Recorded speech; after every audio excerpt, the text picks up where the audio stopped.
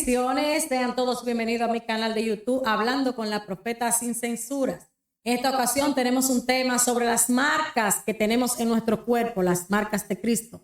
Para esto tengo un versículo que está ubicado en el libro de Gálatas, capítulo 6, verso 17, y dice de la siguiente manera: en el nombre de Jesús, de aquí en adelante nadie me cause molestia, porque yo traigo en mi cuerpo las marcas del Señor Jesús. Aleluya. Este tema lo vamos a tratar con una invitada muy especial. Y esta invitada es mi hermana evangelista Kirsi del Carmen, para el cual yo le doy un aplauso. Así es, muchas gracias Marlene por la invitación a este canal, un canal que trastornará las tinieblas en este tiempo para esta generación. Y estoy aquí para mostrar las marcas de Jesucristo en mi vida y sé que va a ser muy edificante para tu vida también. Kirsi, me gusta mucho hablar de los testimonios y yo quiero que este pueblo pueda apreciar qué tan grande hizo el Señor en tu vida. Quiero que ustedes sepan que Kirsi fue sacada de las muy oscuridades de las tinieblas. En ejemplo, el Señor la sacó del lesbianismo, la sacó de los vicios, la sacó de la depresión. Y para eso yo quiero, Kirsi, que tú compartas con este pueblo que está mirando y que está siguiendo. Quiero que tú compartas tu testimonio. ¿Dónde comenzó esa travesía? ¿Dónde comenzó ese testimonio que tú tienes? Bueno, todo comenzó a mis 14 años. Desde temprana edad yo fui violada, fui maltratada por personas que habían tocado mi cuerpo, lo que intensificó más las guerras espirituales por las cuales me estaba atravesando en ese tiempo. Bueno, crecí en un hogar disfuncional y eso hizo que yo tomara una represalia contra mí misma, lo que atormentó mi vida espiritual durante un tiempo. Creo que la separación de mis padres hizo que yo me convirtiera en una mujer rebelde que ya no quería estar acatada a las leyes que ellos establecían en mi casa. Desde los 14 años empecé a mirar a las chicas con otros ojos, queriendo tener sexo con ellas también. Y ahí identifiqué que me gustaban las mujeres para ese tiempo.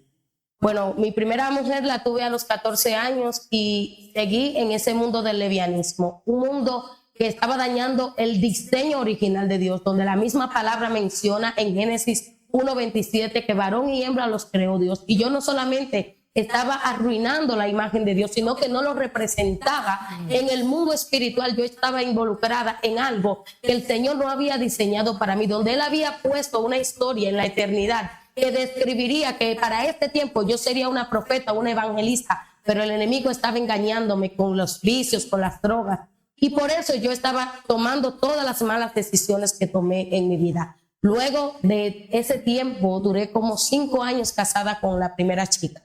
Ya luego me dejé de ella y me casé con otra persona que era una mujer también. Entonces, a los 18 años ya me había tatuado casi la mayor parte de mi cuerpo.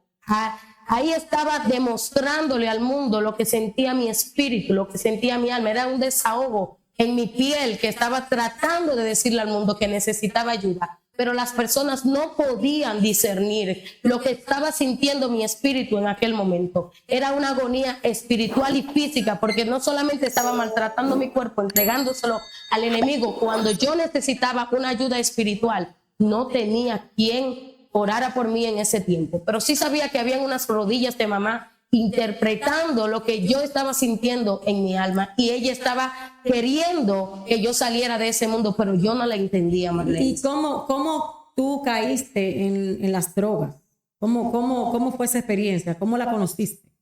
Bueno, conocí las drogas por alguien que voy a reservar el nombre. Ya esa persona no existe, no está. Era uno de los abusivos que me tocó tener en aquel tiempo. Era un hombre que me maltrataba sexualmente y también me presentó el mundo de las drogas. A los 16 años tuve mi primer consumo de cocaína y luego más adelante seguí con las pastillas, marihuana y todas esas cosas que estaban destruyendo mi salud mental. Ya no quería dejar las drogas hasta el punto que terminé la 42 de Capotillo, sucia, llena de lodo, muerta, una basura, pero el Señor allí en medio de la profundidad del dolor, de la oscuridad, pensó en mí y tenía una historia, un destino marcado que llevaba mi nombre. Pero ¿cómo así que llegaste a la 42? ¿Apareciste ahí drogada o cómo? Bueno, era un lugar que yo transcurría con frecuencia porque era un lugar donde las personas van y toman y se drogan y venden drogas en ese lugar, y ese era el lugar donde yo podía desahogar toda aquella cosa que yo sentía. Bueno, ahí terminé llena de lodo porque ya la adicción que tenía por las drogas se había descontrolado, ya no podía estar sin ella. Donde quiera que me movía, allí era el lugar donde yo más amanecía. Casi siempre el mayor tiempo amanecía era en la 42 de Capotillo. Wow. Y, por ejemplo, tú dices que amaneciste enlodada, desnuda. No estaba desnuda, semidesnuda. Sí recuerdo que fui la burla de muchas personas porque al yo ser una chica que siempre me mantuve limpia, bonita, arreglada, y me gustaba siempre andar bien bonita, en ese tiempo el enemigo me volvió una lacra aparentemente en la sociedad, donde las personas ya no querían relacionarse conmigo porque me llamaban loca. Wow, qué impactante, Kirsi. Así Pero es. yo quiero que tú le digas al pueblo, ¿en qué momento tú decidiste salir de ese mundo? O si fuiste simplemente violada por una sola persona, fueron varias veces, ¿cómo te acercaste al Señor? ¿Qué te hizo a ti? Bueno, Estar en Jesús. Bueno, fui violada en varias ocasiones. De hecho, en una ocasión fui maltratada ya después de grande por unos chicos por la cuestión de que ya mi condición de droga era muy alta y yo quería tener casi siempre la sustancia y ellos se aprovechaban de esa situación.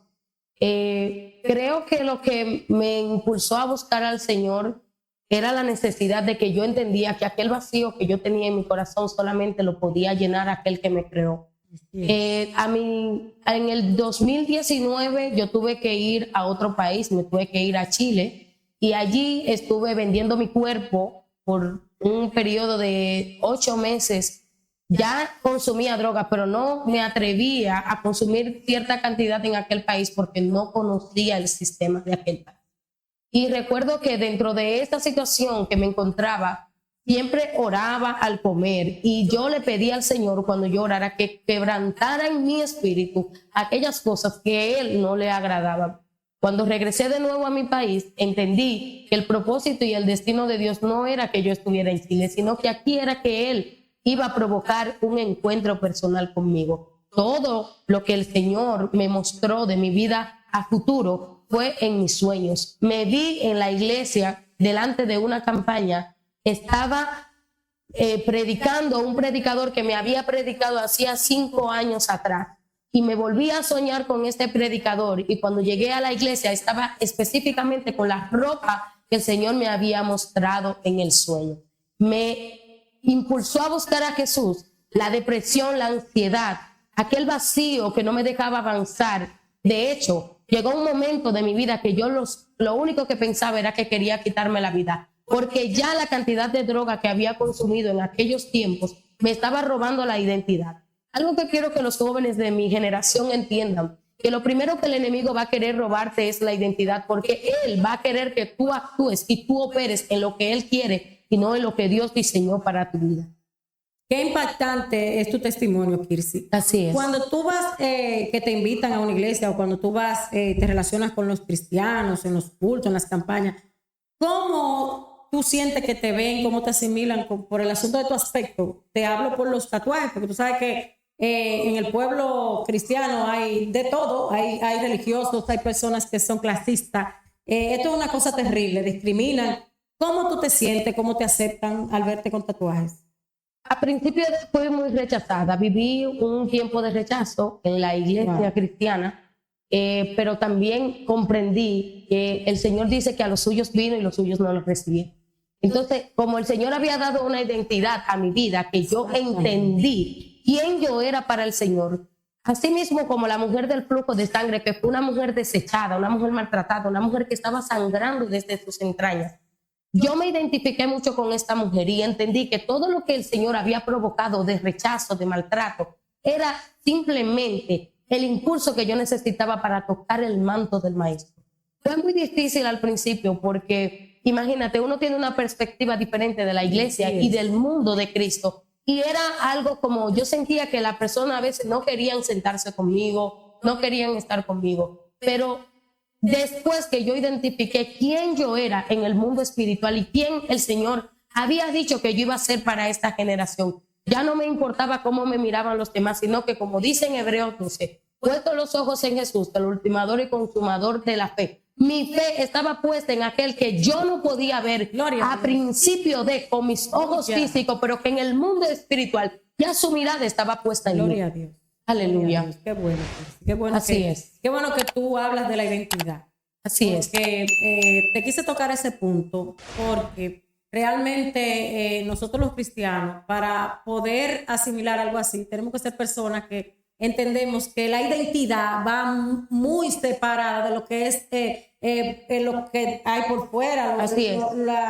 Vamos a decir lo físico o el aspecto o el color de la piel. O sea, la identidad es lo que te hace transmitir, es tu esencia. Así es. Es lo que tú crees. Así es tu fe. Así es. Cuando una persona habla de identidad, a veces hablan hasta de un nombre, pero el nombre que tú tienes quizás no es apropiado a lo que tú crees o a lo que tú tienes por dentro. Porque, en ejemplo, había una mujer que se llamaba Mara, se puso ese nombre Mara. Así es. Noemí se puso Mara. Así es. Se puso un nombre muy distorsionado a lo que era su identidad, porque era una mujer judía, una mujer de fe, y de repente, porque se le muere sus hijos, se le muere el esposo, dice que ya no se llamará más Noemí, sino que se llamará Mara, o sea, amargura. Así es. Entonces, veo que tú hablas de tu identidad, de que tú conociste a Dios y que eso te dio fuerza para tú seguir caminando. Y hablo mucho de la identidad porque antes de ser cristiana yo tenía un nombre. El enemigo me había puesto un nombre que era Ciela. Yo con este nombre, como me llamaban Ciela en las calles, con este nombre yo atraía a millones de personas a mí. Con solo mencionar mi nombre, yo tenía personas detrás de mí. Entonces yo identifiqué que ese no era el nombre que el Señor me había otorgado en el reino de los cielos, porque mi mamá me había puesto Kirsi del Carmen, pero el enemigo me había robado ese nombre, por eso yo me llamaba Ciela. Y te voy a explicar algo muy importante de este nombre. Era una novela relatada donde esta mujer moría. Asimismo estaba yo muriéndome espiritual y físicamente porque estaba destruyéndome por amor. Porque me enamoré de una mujer, me enamoré tan loca y perdidamente de ella que me estaba destruyendo a mí misma por lo que sentía, pero no era el diseño de Dios. De hecho, para este tiempo, esta misma mujer hoy en día puede reconocer a Cristo en mi vida. Ella dice, verdaderamente hubo un cambio espiritual en tu vida, porque te veo y veo algo diferente. Pero todo eso vino a mi vida cuando yo pude identificar que cada marca que estaba pasando por mi cuerpo era porque el Señor había traspasado clavos en sus manos para que hoy yo tuviera la salvación y la vida eterna. Exactamente. O sea, que ahí pueden haber personas, y de hecho yo sé que hay personas que están viendo esta transmisión que quizás se encuentren identificados con lo que tú pasaste. Quizás están pasando por algo de lo que tú pasaste, quizás han sido violadas, están calladas. ¿Qué tú tienes que decirle a estas mujeres que están siendo maltratadas sexualmente y a estas niñas, hay adolescentes que están siendo maltratadas sexualmente y están calladas? ¿Qué tienes tú que decirle a ellas? Yo tengo que decirles a ellas que hablen, que no se queden calladas, porque el Señor les ama y el Señor nos dio una identidad, libertad. Él nos hizo libre en la cruz del Calvario para que nosotros podamos decir cuáles son las personas que están amedrentándonos, las personas que nos están haciendo vivir un yugo. Y yo quiero que tú sepas, mujer, a ti que has sido maltratada, a ti que has sido violada, a esas niñas que necesitan un levantamiento espiritual, quiero decirte que yo pasé por esa situación y que eso fue lo que hizo que el Señor me encontrara. A lo mejor tú estás pensando que ese dolor que tú tuviste es el fin. Vengo y te digo que eso será lo que el Señor va a usar para que tú, como yo, seas una mujer restaurada y levantadora de mujeres que han sido violadas y maltratadas, que para tu generación tú eres esa mujer que Dios va a usar para gritarle a las tinieblas que te violaron, que te maltrataron, que te pisotearon, pero que Dios hoy te levanta. Y dice la palabra que su poder se perfecciona en tu debilidad. Si tu debilidad fueron las drogas, si tu debilidad fueron las mujeres, si tu debilidad fue la prostitución, si tu debilidad fue el alcohol, vengo a decirte en esta noche que hoy el Señor vuelve a darte libertad. Vengo a decirte en esta noche que el Señor hoy viene a tener un encuentro personal contigo, porque Él va a usar todas aquellas cosas que maltrataron tu espíritu para Él poder derramar ese vino nuevo y despejar ese odre viejo, el cual el enemigo usó para maltratarte. Hoy Dios quiere hacer de ti una mujer como Noemí, una mujer como Ruth, una mujer como Esther, mujeres que edificaron los muros de Dios, una mujer que no se cansa, una mujer que trastorna las tinieblas y va por aquello que Dios dijo de ella, una mujer que se acerca al pozo de Jericó y le da agua de beber al Rey de Reyes y Señor de Señores. Y hoy en día tú eres la próxima evangelista que va a declarar los estatutos y preceptos del Señor que Él ha depositado en ti. Tú sabes, Kirsi, que tú hablando me llega un asunto, me llega como una historia de cuando el maestro resucitó. Hubo uno de los discípulos, Tomás, aleluya, que no creía que era él, porque van a llegar personas a tu vida. Gloria a Dios. Que vean el cambio que Dios haga en tu vida. Aleluya. Van a creer que eres tú. Así es. Van a querer avergonzar. Así es. Y te van a pedir que tú muestres las marcas. Así es. ¿Dónde están tus tatuajes, Kirsi? Aquí ¿Dónde están tus tatuajes? Bueno, tengo muchos tatuajes. Esto es evidencia de que hubo un pasado oscuro que marcó mi vida. Estas son las evidencias de que yo soy una mujer guerrera, incansable, que no se rinde. Estas son la marca de que pudiste maltratar mi cuerpo, pero no pudiste tocar mi espíritu.